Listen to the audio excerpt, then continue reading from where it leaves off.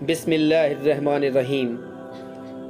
सुल्तान सलाहुद्दीन अयूबी की ज़िंदगी का ये बहुत ही खूबसूरत वाक़या है जो यकीनन आपका भी दिल तड़पा देगा। तो चलिए शुरू करते हैं। एक दफ़ा का ज़िक्र है कि सुल्तान सलाहुद्दीन अयूबी अपनी फ़तह किए गए इलाकों का भेस बदल कर दौरा कर रहे थे। सुल्तान एक घर के करीब से गुज़र रहे थे कि अचानक सुल्तान को एक घर से एक बच्चे की रोने और चिल्लाने की आवाज़ आई।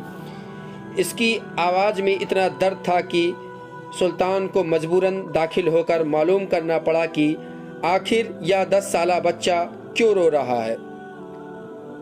प्यारे अजीज दोस्तों, अंदर दाखिल होकर सुल्तान सलाहुद्दीन अयूबी ने देखा कि माँ अपने बेटे को मार रही है और बच्चे के साथ खुद भी रो रही है। सुल्तान ने आगे होकर पूछा, बहन क्यों बच्चे को मार रही हो जबकि खुद भी रो रही हो। उसने जवाब दिया कि भाई, बात यह है कि इसके वालिद अल्लाह को प्यारे हो गए हैं और हम बहुत गरीब हैं। मैं लोगों के घरों में मजदूरी करती हूँ और इसकी पढ़ाई का मुश्किल से खर्च उठा पाती हूँ और मेरी ख्वाहिश है कि यह हाफिज़ कुरान बने और बड़ा होकर एक आलिम दीन बने, लेकिन रोज़ाना मदरसे में देर से जाता है और रोज़ाना घर देर से आता है। रास्ते में जाते हुए कहीं खेल कूद में लग जाता है, जिसकी वजह से रोज़ाना अपने मदरसे के कपड़े और शक्ल गंदी कर लेता है। फिर सुल्तान सलाहुद्दीन ने बच्चे को और उसकी माँ को थोड़ा समझाया कि अभी बच्चा है, समझ जाएगा। यह कहकर सुल्तान चल दिए और इस इलाके के बाकी कबीलों का दौरा करने लगे। फिर रात सुल्तान को इसी कबीले में पड़ गई। सुबह फजर की नमाज अदा करने के बाद दोबारा फिर आप बाज़ारों का हाल अहवाल मालूम करने निकल गए। चलते चलते फल और सब्जी की ठेले पर पहुंच गए जहां लोग खरीद फरोख्त कर रहे थे। फिर अचानक सुल्तान की नज़र उसी 10 साला बच्चे पर पड़ी जो रोज़ाना घर से मार खाता था। सुल्तान सलाहुद्दीन अयूबी ने देखा कि वह बच्चा इसी बाज़ार में फिर रहा है और जो ताजिर अपने ठेलों के लिए सब्जी खरीद कर अपनी बोरियों में सब्जी और फल वगैरह डालते हैं, तो इनसे कोई सब्जी या फल ज़मीन पर गिर जाती तो वह बच्चा इसे फ़ौरन उठाकर अपनी झोली में डाल लेता। सुल्तान सलाहुद्दीन अयूबी यह माजरा देखकर परेशानी में मुब्तला हो रहे थे कि यह ऐसा क्यों कर रहा है। सुल्तान इस बच्चे का छुपकर पीछा करने लगे। जब इसकी झोली सब्जी से भर गई तो वह सड़क के किनारे बैठकर ऊंची ऊंची आवाज़ लगाकर इसे बेचने लगा। मुंह पर मिट्टी, धूल और कपड़े बहुत ज़्यादा गंदी और आंखों में नमी के साथ ऐसा ताजिर सुल्तान सलाहुद्दीन अयूबी ने ज़िंदगी में पहली बार देख रहे थे। अचानक एक आदमी गुस्से से अपने ठेले से उठा, जिसके ठेले के सामने इस बच्चे ने नन्ही सी दुकान यानी कि बोरी बिछाकर लगाई थी। उस शख्स ने आते ही एक जोरदार पांव मारकर इस नन्हे सी दुकान की बोरी को एक ही झटके में सारी सड़क पर फैला दी और बाजू से पकड़कर इस बच्चे को भी धक्का दे दिया। यह सारा मंजर देखकर सुल्तान बहुत गुस्से में आ गए, लेकिन इस वक्त उन्होंने भेष बदला हुआ था और वह बाजार का हाल अहवाल जान रहे थे, इसलिए उन्होंने गुजर किया। मासूम बच्चा आंखों में आंसू लिए दोबारा अपनी सब्जी और फल को इकट्ठा करने लगा और थोड़ी देर बाद अपनी सब्जी किसी दूसरी दुकान के सामने डरते डरते लगा ली। भला हो उस शख्स का जिसके ठेले के सामने अब इसने अपनी नन्ही सी बोरी बिछाकर दुकान लगाई थी। इस शख्स ने इस बच्चे को कुछ नहीं कहा। थोड़ी सी सब्जी थी, जल्द ही फरोख्त हो गई। वह बच्चा उठा और बाजार में एक कपड़े वाली दुकान में दाखिल हुआ और दुकानदार को पैसे देकर दुकान में पड़ा अपना मदरसे का थैला उठाया और मदरसे की जानिब चल दिया। सुल्तान सलाहुद्दीन अयूबी यह सारा मंजर देखकर सोच में पड़ गए। सोचा कि इस कपड़े बेचने वाले ताजिर से सारे हालात मालूम करता हूँ, लेकिन फिर ख्याल आया कि बच्चा कहीं आगे ना निकल जाए, इसलिए इसके पीछे पीछे चल रहा था। जब वह मदरसे गया तो तकरीबन 1 घंटे देर हो चुकी थी, जिस पर इसके उस्ताद ने डंडे से इसे खूब मारा। चूँकि सुल्तान सलाहुद्दीन अयूबी ने भेष बदला हुआ था, आपने जल्दी से जाकर उस्ताद को मना किया कि यतीम बच्चा है, इसे मत मारो। उस्ताद फरमाने लगा कि भाईजान, ये रोज़ाना 1 घंटा देर से आता है। मैं रोज़ाना इसे सजा देता हूँ ताकि डर से यह मदरसा टाइम पर आए, और कई बार मैं इसकी घर भी इत्तला दे चुका हूँ। बच्चा मार खाने के बाद दूसरे तालिबे इल्म में बैठकर पढ़ने लगा।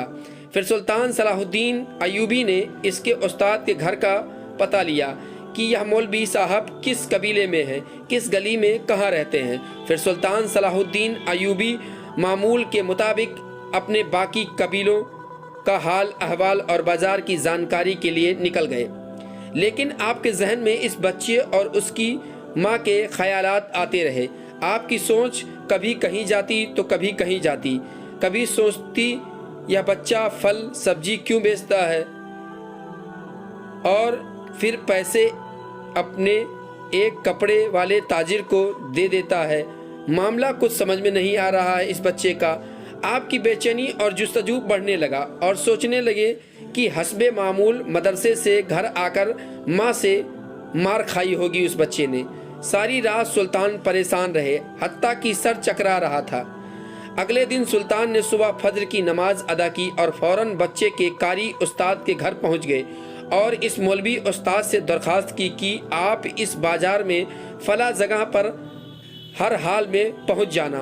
सूरज निकला और बच्चे का मदरसे जाने का वक्त हुआ और बच्चा घर से सीधी इसी फल और सब्जी के बाजार में अपनी दुकान का बंदोबस्त करने निकला।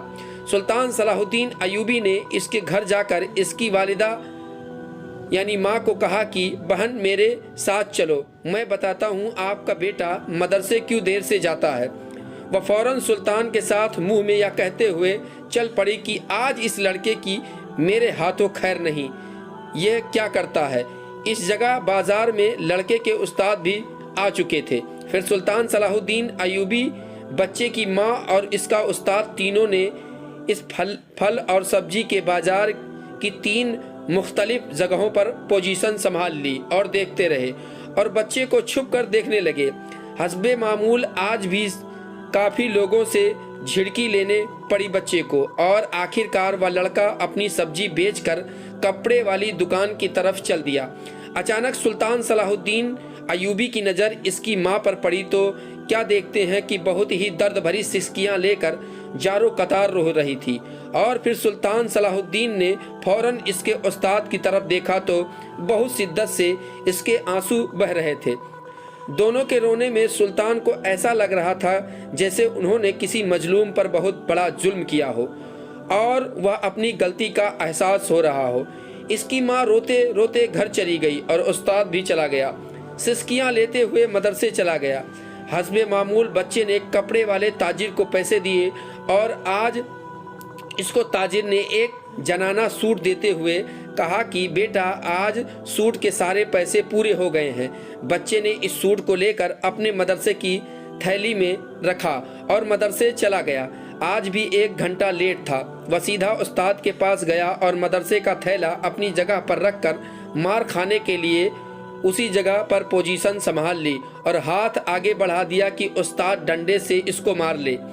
उस्ताद कुर्सी से उठा और बच्चे को गले लगाकर इस कदर जोर से रोया कि यह मंजर देखकर सुल्तान सलाहुद्दीन अयूबी, जो किसी भी मैदान में हारे नहीं थे, जिसने दुनिया भर की जंग लड़ी और एक अजीम फाते रहे, कभी आपकी आंखों में आंसू ना आया, लेकिन आज जिंदगी में पहली बार एक यतीम बच्चे को देखकर अपने आंसुओं पर काबू न रख सके। सुल्तान ने अपने आप को संभाला और आगे बढ़कर उस्ताद को चुप कराया और बच्चे से पूछा, यह जो थैले में सूट है यह किसके लिए है। बच्चे ने जवाब दिया, मेरी माँ अमीर लोगों के घरों में मजदूरी करने जाती है और इसके कपड़े फटे हुए होते हैं। इसके पास जिस्म को मुकम्मल ढकने वाला कोई सूट नहीं है, इसलिए मैंने अपनी माँ के लिए यह सूट खरीदा है। यह सुनना था कि उस्ताद और सुल्तान सलाहुद्दीन अयूबी जारो कतार रोने लगे। फिर सुल्तान सलाहुद्दीन अयूबी ने मजीद पूछा, यह सूट अब घर ले जाकर माँ को दोगे। इस बच्चे के जवाब ने सुल्तान सलाहुद्दीन अयूबी और उस्ताद के पैरों के नीचे से जमीन ही निकाल दी। प्यारे अजीज दोस्तों, बच्चे ने जवाब दिया, नहीं नहीं नहीं कारी साहब, ये सूट मैं ऐसे ही जाकर अपनी माँ को नहीं दूंगा, बल्कि छुट्टी के बाद जब मैं मदरसे से निकलूंगा तो इसको दर्जी को सिलाई के लिए दूंगा और रोजाना थोड़े थोड़े पैसे दूंगा कि उसके सिलाई का पैसा मैं चुकता कर सकूं। इस बार जब यह बच्चा घर गया तो माँ ने इसे गले लगाकर खूब प्यार किया। बच्चा हैरान हुआ कि आज माँ ने मुझे क्यों नहीं मारा। माँ ने सारा वाकया सुनाया कि बेटा तुम ऐसा क्यों करते हो। तो बच्चे ने कहा कि माँ आपके कपड़े फटे हुए हैं ना, आपके कपड़े खरीदने के लिए मैं ऐसा कर रहा था कि कुछ दिन बाद जब दर्जी के पैसे पूरे हो गए तो घर पहुँचते ही ये सूट निकाला। नन्हे बच्चे के हाथों में सूट देखकर माँ काफी देर तक फूट फूट कर रोती रही। यह सारा मंजर देखकर सुल्तान सलाहुद्दीन अयूबी बच्चों की तरह बिलक बिलक कर रोते रहे। फिर सुल्तान सलाहुद्दीन अयूबी रहमतुल्लाह अलैह ने इस यतीम बच्चे की किफालत की जिम्मेदारी ली। सुल्तान सलाहुद्दीन अयूबी रहमतुल्लाह अलैह कभी इस तरह न रोए और ना ही इस तरह कभी आपको बेचैनी हुई। प्यारे अजीज दोस्तों, इसमें कोई दो राय नहीं कि यह वाकया इंतहाई अफसुर्दा और ईमान अफरोज वाला वाकया है, जिसमें सुल्तान को भी रुला दिया। खुदारा अजीज दोस्तों, आपसे गुजारिश है कि गरीब यतीम मिस्कीन की मदद किया करो। उम्मीद करता हूँ कि आपको ये कहानी आपको पसंद आई होगी। कहानी अगर पसंद आई हो तो वीडियो को लाइक करें, दोस्तों को शेयर करें। चैनल को अभी तक सब्सक्राइब नहीं किया है तो चैनल को सब्सक्राइब कर बेल आइकन को ज़रूर दबा लें, ताकि आपको ऐसी ही मालूमात वाली वीडियो मिलती रहे। तब तक के लिए मिलेंगे अगले वीडियो में, तब तक के लिए खुदा हाफिज़।